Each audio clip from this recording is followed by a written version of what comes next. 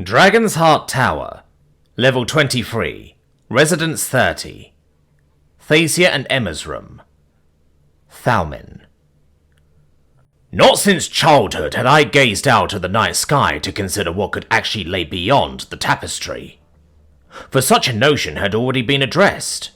First by pre-Reformation Havenbrockian beliefs, then later by the much more objective Nexian truths. These truths, popular amongst the enlightened Havenbrockian elite, had long since resulted in the deferral of objective truths to Nexian conventional wisdom, relegating Havenbrockian beliefs to just that, beliefs. It was acceptable to still believe in the light of the ancestors. It was even fashionable within the immediate royal circle for those who wished to pay lip service to our family's traditional inclinations. However, it was more accepted that both concepts were distinct yet mutually inclusive, that the stars could be tears in the tapestry, and that there was a sort of miasmic immaterium that lurked beyond the wispy dark. The ancestors could very well still exist within that sea of light, their memories preserved as the various star signs and skylights, hovering high and prominently over us. Truth and belief could coexist. However, I was warned that my experience in the Nexus would come to overrule this tentative balance of beliefs. I was cautioned against looking too deep into the infinite dark perfection of the Nexian tapestry. It was thus, after the dispelling of the clouds, that I was faced with that very uncomfortable sight. A sight which shook me to my core, but not enough to cause a crisis of faith. Strangely, it was Emma of all people who seemed to be most bothered by this sight, as if her very grip on reality had been stripped from her the moment the clouds parted. I was worried at certain points, concerned that her new Roma status was finally catching up to her. This worry, thankfully, proved to be null and void. As the Earth Roma promptly went about her own antics, revealing that her anxiety stemmed not from a crisis of belief, but instead, a crisis of curiosity. She defied any and all new Roma expectations, deftly avoiding the pitfalls that would otherwise entrance and ensnare those from lesser realms. If anything, she pursued a narrative not only unexpected, but entirely blasphemous. It was as exciting as it was disturbing to see. The latter became especially more pronounced the more the Venerian tried to fight it. The Venerian sightseer had reignited my fires of concern over the Nexian narrative, as opposed to the alternative offered by Emma, especially as memories of Ifra ship war monoliths emerged to the forefront, as fresh as the day I first saw them. This raised concerns. Not with regards to the viability of Emma's mannerless Ifra vessels, so much as it was a worry of their capabilities. It was more so a question of whether or not these aerial constructs, owing to their mannerless dispositions, would be able to match the Nexus's unparalleled mastery over the skies. The Nexus, after all, held exclusive dominance and superiority in this theatre of war. And while it was rare for the Nexus to deploy said vessels in acts of war, given battle and planar mages alike rarely needed such conventional forces, it was still an aspect of war that could never be understated. For it added a dimensionality of war that almost every other realm lacked an equivalent to, let alone significant counters to match it. It was thus, in the pitch darkness of this mannerless sightseer, that the truth behind Emma's claims would be revealed. I knew not what awaited me, especially given the scarcity of Ifran knowledge Havenbrock held, both prior and following the Nexian reformations. But this ignorance served only to fuel the flames of excitement dwelling within me, as my mind attempted to wrap itself around this most novel of concepts, mannerless flight on a truly epic scale.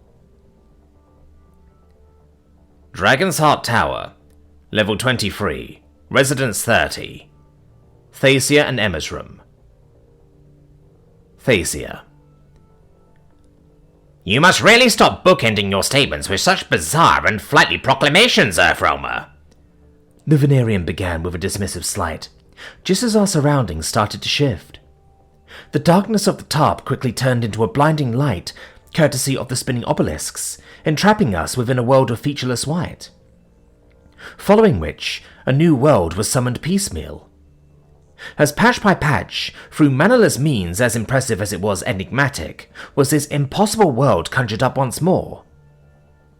In a surprising parallel to the Venerian sightseer, we found ourselves standing in the midst of a sea of grassy sand dunes, poised atop of a hill overlooking what seemed to be two modestly dressed humans, both of whom held nothing in their hands but a few stray pieces of paper and two leather-bound notebooks.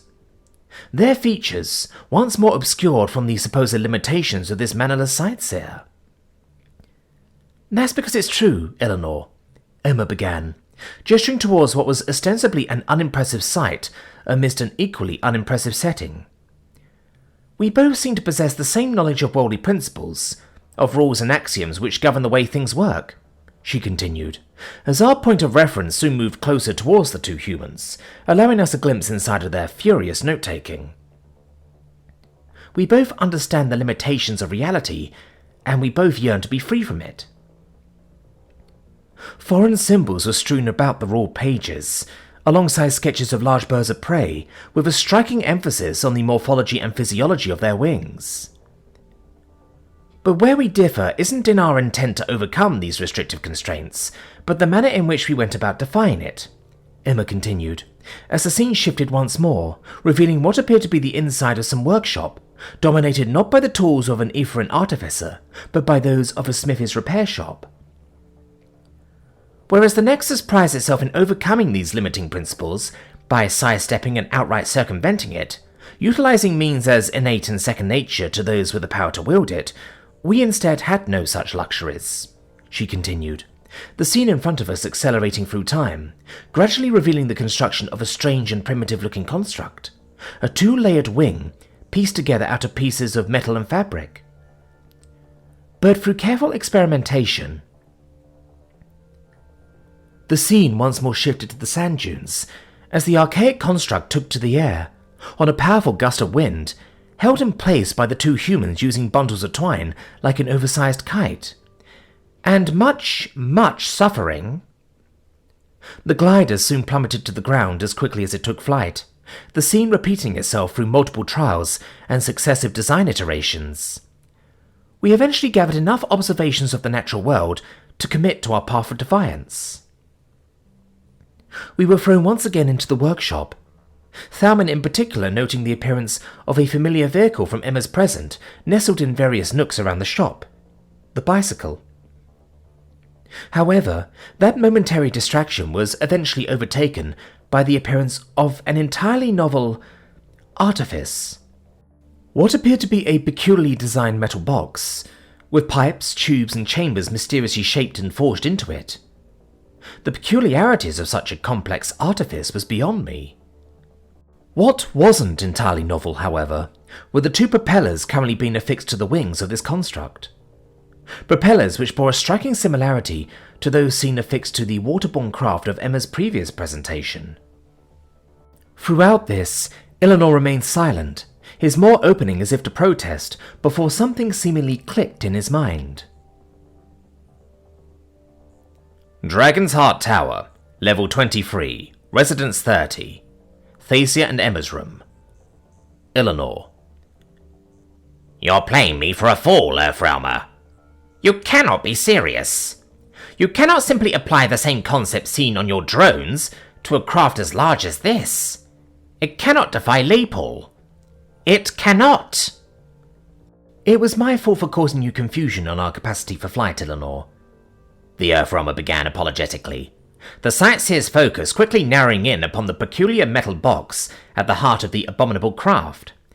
I've shown you our cars, and I've shown you our ships, but whilst I've described to you the manner by which our steamships were powered, I neglected to touch upon the other elephant in the room. This wonderfully complex yet powerful device, which granted us a more compact form of power generation, through the use of a controlled sequence of carefully timed explosions. I felt my eyes twitching. My face once more turned up to meet the Earthrealmer's masked visage. Excuse me? Dragon's Heart Tower, Level 23, Residence 30. Thasia and Emma's room. Thalman. You recall our conversations regarding our cars, correct? And the means by which they are fueled? Emma asked, prompting me to nod in response. Dragon bones? Eleanor seethed out. The compressed remains of plants and animals, as I recall from last week, I replied, eliciting a nod from both Emma and Thacia. Yep. While coal was for the longest time the prime example of this dense and wonderful source of energy, we eventually discovered something else that outperformed it. Another substance born out of a similar natural phenomenon, piped out of the ground, but a lot less solid. Emma spoke cryptically, and in an act that gave me pause for thought, unexpectedly manifested a vial of some inky black substance in the palm of her hand. I took a moment to compose myself, as that sightseer trick sent shivers down my spine, given how lifeless that magic-like motion was. Does it burn? Thacia pressed abruptly, prompting Emma to nod in acknowledgement. Yeah, we call it petroleum. Nightfire sap, Thacia concluded. Pitchwine, I followed up just as quickly. It is a substance known to many realms, as it occasionally rises up from the depths of the earth, Thacia clarified. However, beyond its use in roadwork, waterproofing, and other miscellaneous industries, alchemists and mages have found it to be just another component in their library of available filters. Emma nodded at that explanation, and through the same mannerless tricks caused the vial of pitchwine to suddenly change into a clear, yellowish fluid. For the longest time, that's what we used it for as well. However, we eventually discovered that when processed through certain mannerless alchemical processes, that the resultant fluid was perfect for this little guy. Emma pantomimed, tapping the strange metal box at the heart of the winged construct. The internal combustion engine. Dragon's Heart Tower, Level 23, Residence 30. Thacia and Emma's room. Thacia. No sooner did Emma finish her explanations were we treated to a dynamic view of the heart of this construct. Layer by layer, this strange artifice was humbled down into what Emma described as its fundamental components, each being highlighted with distinct colours for ease of identification. The first of which was a hollow cylindrical chamber, kept sealed on one end via a piston, analogous to the pistons aboard those steamships, and on the other by the metal of the engine itself. But atop of that upper seal were several more components, one which Emma described as an applicator for its fuel source, another being its source of ignition, and two other small pipes which controlled its breath. The purpose of which was quickly shown in a demonstration that quickly enraptured every fibre of my being. In a cycle consisting of 4 distinct phases, we watched as the artifice rumbled to life, taking in its first hungry fuel-filled breaths, with motions analogous to what I could only describe as breathing. I stared in anticipation as the piston cycled downwards, sucking in air and fuel before violently igniting it, followed not too shortly by an exhale of noxious fumes. Emma's previously vague claim of harnessing the power of explosions, finally manifesting itself in a marriage of artificiality and nature. This cycle was quickly repeated in the next cylinder, followed by the next, and the next, until all 4 cylinders had completed a set of motions, each identical to the last, moving in a staggered, almost natural flow. Its motions were nothing short of mesmerizing, my eyes engrossed by the complex machinations of this most violent of reactions, as this harmony of moving steel seemed to serve but one distressingly simple goal, the rotation of a long shaft of metal. The same goals as the larger steam-powered vessels we saw the week prior. Part of me wondered if this was the extent to mannerless ingenuity, that for all of its complexities, all paths seemed to converge towards the production of these most basic of motions. It was at that point, however, that a realization dawned on me. It mattered not how simple the end result seemed to be, but rather the manner by which such simple movements could be harnessed into far more powerful motions. What at first could be belittled as a rotating piece of metal was shown to be able to propel a ship of immense size through the water. Now that same principle, The rotation of this crankshaft, as Emma referred to it, was bound to propel this craft of steel and canvas through the air. Dragon's Heart Tower, Level 23, Residence 30, Thasia and Emma's room, Eleanor. I felt sick. There was something very wrong about the way this engine breathed. There was something distinctly false, excruciatingly unnerving, and horrendously unsettling about the back and forth motions of its diaphragm. An organ which spun up and down, up and down, up and down, spinning on and on and on and on again, all a futile effort to spin yet more parts of metal. Whereas the steamship's inner workings were strangely straightforward, the motions of this engine felt alien and surreal, as it mimicked the breathing motions of living things, but in a manner that made a mockery of their living. Most distressingly, it was a mockery of the draconic heritage, of the fires that dwelled within. I attempted to look away, to ignore the controlled explosions within this artifice, fit only for a madman. Dragon's Heart Tower, Level 23, Residence 30, Thasia and Emma's room, Thalmin. All of this complexity, and for what? The rotational motion of a simple shaft of metal? I was mesmerized by the first explosion. My barely restrained grin was brought to bear to its fullest extent as I saw all cylinders firing one after another. The harnessing of explosions, using nothing but solid steel and raw physical effort, was nothing short of enthralling. Moreover, the catalyst for these motions, the progenitor of its life force, this purified pitch wine, was the result of mannerless alchemical processes that were beyond revolutionary. Which was why I felt my disappointment growing to immeasurable extremes as I saw the end result, the rotation of a simple shaft of metal. I sighed, waiting, hoping that as the sightseer pulled out, that we would at least be greeted to some grand sight. The sight, however, was not entirely grand, nor was it outright disappointing. As connected to that shaft was a large metal wheel, one which was bound via two chains running through to the two propellers on either side of the wing. This confusing setup was quickly put to action, however, as I saw the ultimate ends of those explosions. The rotation of the large metal wheel, and by extension, the driving of those metal chains. Soon enough, the propellers started to turn. And it was in that moment that a realization started to dawn on me. All of that complexity, all those fine-tuned motions, the advanced metallurgy behind this engine, and the precise smithing needed to coerce the power of explosions into the rotation of a simple piece of metal. This entire endeavor was all in the service of the spinning of a propeller. What would have taken a simple imbued crystal, or the afterthought of a mage, instead took the overrunners 1,000 different steps to reach. Dragon's Heart Tower, Level 23, Residence 30, Thasia and Emma's room, Thasia. Questions were raised, all of which culminated in our return to the grassy sand dunes, where we were now poised atop of a hill overlooking what seemed to be a crowd of phantom humans, dressed in attire more reserved and less colourful than that of her present world.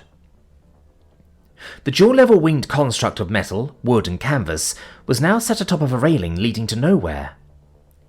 Inside of it, positioned awkwardly by the explosion-driven engine, was one of the humans from earlier, recognisable only by his attire, which remained the only distinguishing feature amidst these phantom-like apparitions. Nearly half a decade of design work and research, field testing and prototyping, all in an effort to reach this point. Emma began, her voice overpowering the murmurs from the crowd of humans, carrying strange boxy artifices fixed atop of wooden legs that all pointed towards the craft. They utilised every single aspect of their experience to reach this point too, even going so far to use bicycle chains to transfer the mechanical power of the engine to that of the two propellers. And even with all of that work, none of this would be possible without the work of countless others around them. From the employee they commissioned to build their engine, to the chains they ordered in, to even the batteries they installed. All of this is a combination of hundreds more industries leading to the possibility of this day's venture. All three of us remained silent, our eyes locked onto this flimsy and clumsy-looking construct, its engines sputtering to life, generating an entirely foreign sound completely divorced from anything I'd ever experienced. This sputtering felt far less impressive than the close-in examples from earlier. What's more, the power they generated seemed to barely turn these propellers at all. I felt every element of my Avenor soul chastising this foolhardy attempt. Every inkling of common sense and conventional wisdom told me this wouldn't work. This was in spite of my understanding of Emma's achievements and the objective proof of her capabilities in flight. For a fleeting moment, I even managed to empathize with the Venerian, though emphasis needed to be put on that operative word, fleeting. Reality would soon set the record straight, however, as the rickety vessel accelerated leisurely along its rail, bouncing and tossing before suddenly it no longer did. In a scene reminiscent of fledglings attempting to reach for the skies in their very first flight, the vessel ascended. Slowly and at a questionable angle of attack, but successfully all the same. Memories of my first flight invariably surfaced, as I could viscerally feel a sense of second-hand excitement, the giddiness, the sheer joy that was one's first flight. Though, as much as those memories burned bright with the success of one's first flight, so too were they littered with less than desirable moments. Moments which were quickly reflected in the sightseer. Because barely after 12 seconds of flight did the entire craft poetically mirror the ending of about every fledgling's first defiance of Laypole. A controlled crash. Dragon's Heart Tower, Level 23, Residence 30, Thacia and Emma's room. Eleanor. And there it was, the so-called success of powered flight. Whilst the princess's features were similarly indiscernible, it was clear that Prince Thalmin shared my frustrations. So, Earthrealmer, is that all you have to... I stopped, a sense of whiplash springing up unexpectedly, as time within this mannerless sightseer moved forward. Hours elapsed in a matter of seconds, as the failure of a craft was once more brought to its starting ramp. Following which, the sputtering started once more, and with a helpful gust of wind was this vessel brought aloft. Though that too ended in yet another failure. This pattern soon repeated, once, then twice, until finally the cycle was broken. In what I assumed was a fluke, this vessel of wood, metal and canvas remained aloft for scarcely a minute. Though part of me wished to dismiss this negligible improvement, I couldn't help but to feel something welling within the Earthrealmer. Her silence, speaking volumes. Dragon's Heart Tower, Level 23, Residence 30, Thacia and Emma's room. Thacia. Perseverance. This was a story of perseverance. Emma's sightseer pressed on without a single word of narration, as we were treated to these two humans toiling month after month, making incremental improvements and iterative changes over their construct. Flight after flight was made, each marginally better than the last, as the flight time and distances covered soon increased to the point that an Avenor flight nurse would consider within acceptable margins. But that wasn't the end of the story. Far from it. The scene quickly shifted once more, as we materialized far from the sand dunes and onto a harbour, overlooking a winged craft floating in the bay. This is 11 years later, Emma began. While our first successful and recognized pioneers, the Wright brothers, continued on their journey, the world did not sit idly by following news of their success. Reinforcing this assertion, Emma's sightseer briefly displayed images of hundreds of phantom-like humans, each proudly displaying their own take on that first craft, each with designs more bizarre and varied than the last. Most failed, or faded into obscurity, but some, like the craft you see before you, pushed to become firsts in their own right. This equally small, yet vastly more sturdy vessel was quickly boarded by 2 humans, before confidently and with surprising grace, taking to the skies without a single issue or incident. That simple fact alone gave me pause for thought. But it wouldn't be the only thing to do so. While unremarkable on the surface, this was the first recorded instance of an official commercial passenger flight. A fixed route, from one city to another aboard an aircraft, had effectively cut travel times by orders of magnitude. What would have taken 12 hours on land and 2 hours by ship now only took 20 minutes on a single flight. Emma paused, showing the aircraft in question landing at the harbour of a larger city, its 2 occupants leaving shortly thereafter. Now, when you factor in, "This can't be all," Thalmin suddenly interjected, his eyes narrowing at that small craft and its 2 occupants. Dragon's Heart Tower, Level 23, Residence 30. Thacia and Emma's room. Thalmin. In 11 years, you've managed to improve what was merely a novelty, a demonstration piece, into a viable mannerless construct capable of sustained flight, I continued. 20 minutes of uninterrupted flight, with the ability to ascend and descend seemingly in a moment's notice? All for a pleasure cruise?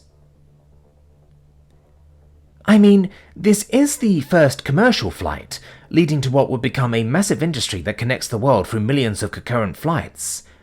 That's not what I'm saying, Emma, I interrupted with a frustrated growl. This capability, this mastery over a construct capable of taking both you and others aboard? Did your people truly only consider it as a means of transport? I paused, levelling my eyes with an excited gleam underpinning my gaze. Or did you consider less peaceful applications too? Emma didn't respond, not immediately that is, as the world once more dematerialized all around us. We quickly found ourselves no longer amidst the quaint and beautifully adorned towns, cities, or greenery of Emma's idyllic world, but instead a land seemingly engulfed by something I was regrettably familiar with. Death. All around us, the pockmarks of war dominated a grey and muddy expanse. Husks of trees stood where verdant forests clearly once existed. Scores of trenches and foxholes littered almost every available inch of land, and strange objects, what appeared to be large tubes of metal, sat ominously behind the lines. It took me a moment to connect the dots, to understand what I was looking at. A quick glance over to Emma's holstered weapon was all it took to understand what these artifacts were, and it shook me to my core. Emma, where are we? I began before quickly adding, when are we?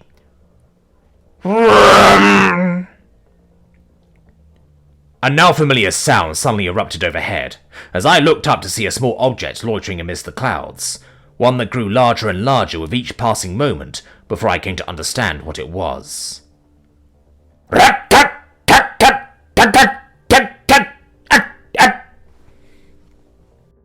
The sounds of distant explosions filled the air, as behind that first free-winged flighted construct came a dual-winged construct poised seemingly for the kill.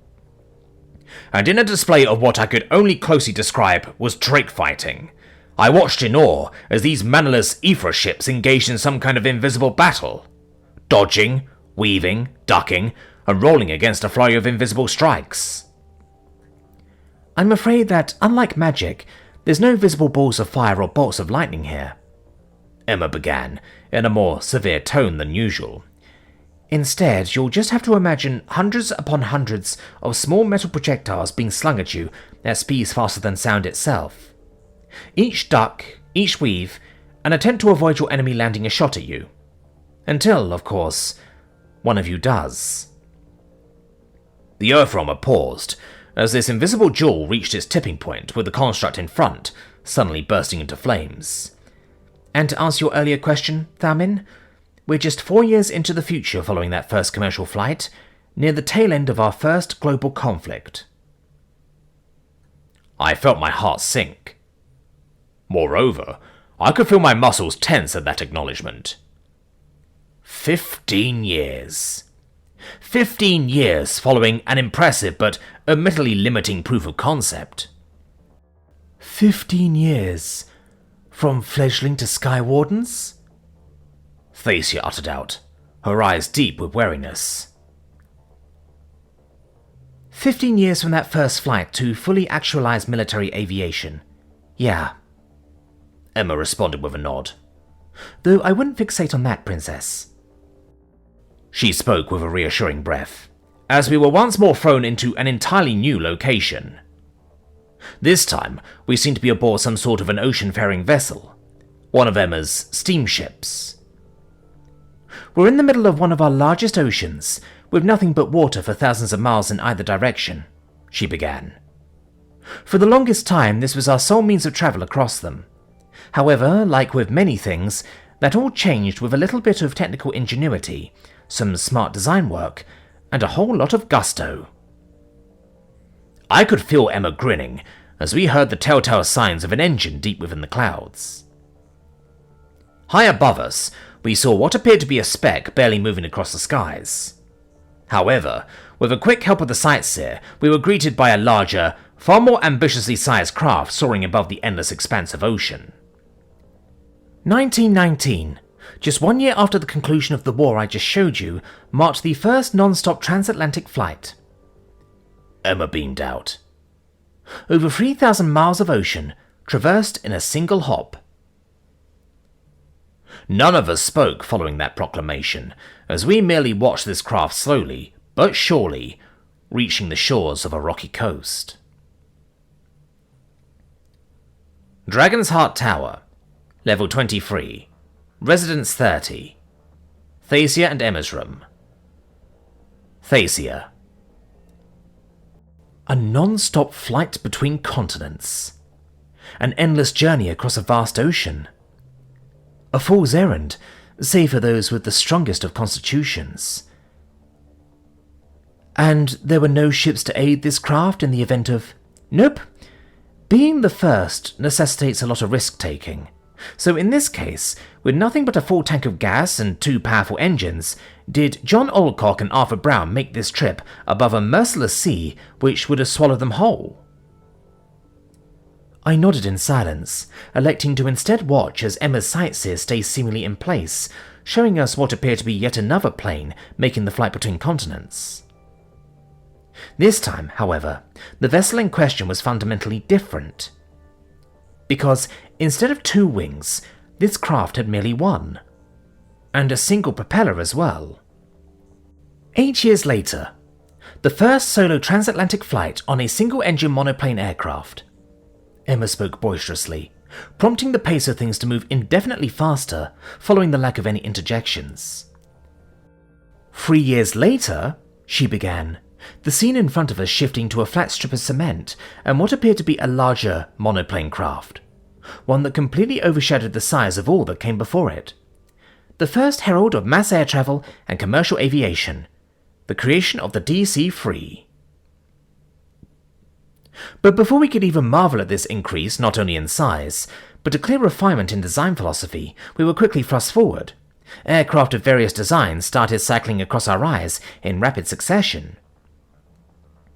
With sizes as varied as were their designs, some of the largest appearing to be the size of actual ships, what Emma referred to as the spruce goose. We watched in awe as these impossible creations flooded our senses. However, a fundamental shift started to occur sometime between the latter showing of these aircraft, as what were formerly propellers were replaced with what could only be described as conical nacelles.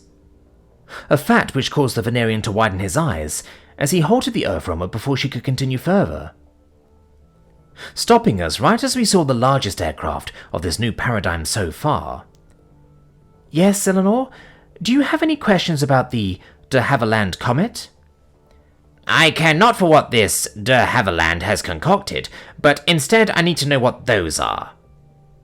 He pointed at the aircraft's embedded nacelles, which Emma more than gladly took apart piece by piece, showing the Venerian that what was inside wasn't the catalyst crystals he so feared, but instead even more propellers. Smaller propellers. Almost blade-like, in fact. As it would seem as if the humans had iterated to the point where this humble concept was taken to its impossible extreme. Surprisingly, this seemed to do little in appeasing the Venerian, but not for the reasons I had imagined. Dragon's Heart Tower, Level 23, Residence 30, Thasia and Emma's room. Eleanor. All of this, just to mimic a fraction of our power? All of this, just to match what magic could do in its most simplest of permutations? The turning of a simple rod of metal? The pushing of air to propel a craft? How could it have gotten them to this state? How could spinning propellers result in this? Complexity upon complexity, begetting only more esotericisms, all for the sake of incremental improvements through iterative changes. This all should have stopped around that first flying construct. Their iterative improvement should have stalled far before that war. This rate of expansion, the depths of complexity, it all should have reached its fundamental ends far before this point. Yet it didn't. If anything, it only hastened. I halted the Earthrealmer before she could continue, before this charade could go on any further. I needed to address what it was we were here to address. I needed to extricate myself from a foregone conclusion I should have accepted from the onset of our discussions. The Earthrealmer was right, but an open admission meant that I wouldn't ever hear the end of it. That was, unless I proved her wrong in her latter points. Earthrealmer, I will consider conceding, but only if you humour me on this final point, I offered. What is it now, Eleanor? Whilst I can see how you may have indeed reached for the skies in your mannerless craft, I have yet to see you reaching beyond the tapestry. None of these vessels seem capable of doing that now, can they? The Earthrealmer paused, and for a moment it felt as if she considered saying yes. You're technically correct on that point, Eleanor. I could hear her smiling behind that helmet, and it infuriated me. Answer the question, Earth. From what I've shown you so far, no. Then, let's skip to that point in time then, shall we? She beamed. Following which, we were thrust into an entirely different realm. Dragon's Heart Tower, Level 23, Residence 30, Thasia and Emma's room. Thalmin. What stood before us was no longer a mannerless facsimile of avian proportions, made of wood, canvas, steel, or whatever material Emma had prattled on about over the ensuing half hour. No. Instead, what stood before us, towering over us, standing pridefully aloft plinths and platforms like monuments and shrines to Earthrealm's mannerless defiance, were towers. Multiple, tens, and then hundreds of towers, manifesting before us like a city unto its own. From tapered towers of dark green and white, to near vertical cylinders of pure white and black, all the way to what seemed to be a reddened cone holding aloft a strange airplane-like craft. The scene in front of us was a diverse collection of alien towers, each harbouring an intent to perform the impossible. What I'm about to show you next is a fundamentally different path to the one we took in attaining mastery over the skies, Emma began, her words echoing within this ethereal realm of towering monoliths. Because in order to reach the heavens, to pierce through the tapestry, to finally dislodge ourselves from Lepol itself, we found that the energy harvested from caged explosions was no longer enough. Instead, we had to take our gloves off, skipping straight past the middleman, propelling ourselves atop of the raw and unmitigated power of combustion itself. She declared with glee, resting her hand against the base of one of these towers, eliciting a low, otherworldly rumble of some unimaginable enigmatic beast. What you're about to see is a story of humanity turning the impossible into the mundane. A story of dreams not only becoming a reality, but the norm. A story that started with us breaching the void with machines and ending with us landing upon the multitude of realms which soar above. This is the story of what spawned the modern world as I know it. This is the story of our race to space and our proliferation of Gaia beyond the tapestry.